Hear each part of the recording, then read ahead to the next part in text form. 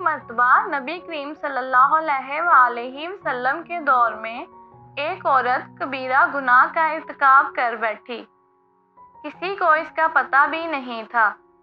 یہ معاملہ اس کے اور پروردگار کے درمیان تھا، مگر اللہ تعالیٰ نے اس کے دل میں یہ احساس ڈالا کہ دنیا کی تکلیف تھوڑی ہے اور آخرت کی زیادہ، لہٰذا مجھے چاہیے کہ میں اپنے اس گناہ کو دنیا میں ہی پاک صاف کروا جاؤں۔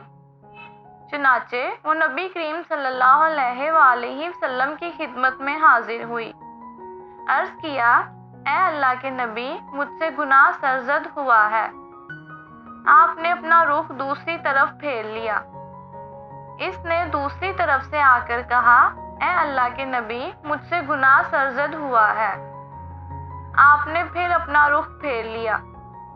آپ نے 4 مختلف اطراف میں رخ کیا اور اس نے چاروں طرف سے آ کر کہا۔ آپ نے 4 مرتبہ اس لیے رخ پھیرا کہ آپ 4 مرتبہ اس سے گواہی لینا چاہتے تھے، کیونکہ اس وقت تک حد جاری نہیں ہو سکتی جب تک گواہی نہ ہو۔ اس عورت نے کہا، میں نے گناہ کیا ہے اور یہ گناہ میرے پیٹ میں پل رہا ہے۔ اب میں چاہتی ہوں آپ مجھ پر حد جاری کر کے مجھے اس گناہ سے پاک فرما دیں۔ آپ صلی اللہ علیہ وآلہ وسلم نے فرمایا، ابھی جاؤ اور جب وضع حمل ہو جائے پھر آنا۔ چنانچہ وہ چلی گئی۔ جب بچے کی پیدائش ہو گئی تو وہ بچے کو لے کر پھر آئی اور عرض کرنے لگی، اے اللہ کے نبی، اب آپ مجھ پر حد جاری کیجیے۔ اللہ کے محبوب نے ارشاد فرمایا کہ ابھی اس بچے کو دودھ پلاؤ۔ چنانچہ وہ پھر واپس چلی گئی۔ 2 سال دودھ پلانے کے بعد پھر آپ کی خدمت میں حاضر ہوئی اور عرض کرنے لگی، اے اللہ کے محبوب، آپ مجھ پر حد جاری کر دیجیے۔ اب کی بار جب وہ آئی تو بچے کے ہاتھ میں روٹی کا ٹکڑا تھا جسے وہ کھا رہا تھا۔ وہ بتانا چاہتی تھی کہ اب یہ میرے دودھ کا محتاج نہیں رہا۔ اب اس پر حد جاری کی گئی۔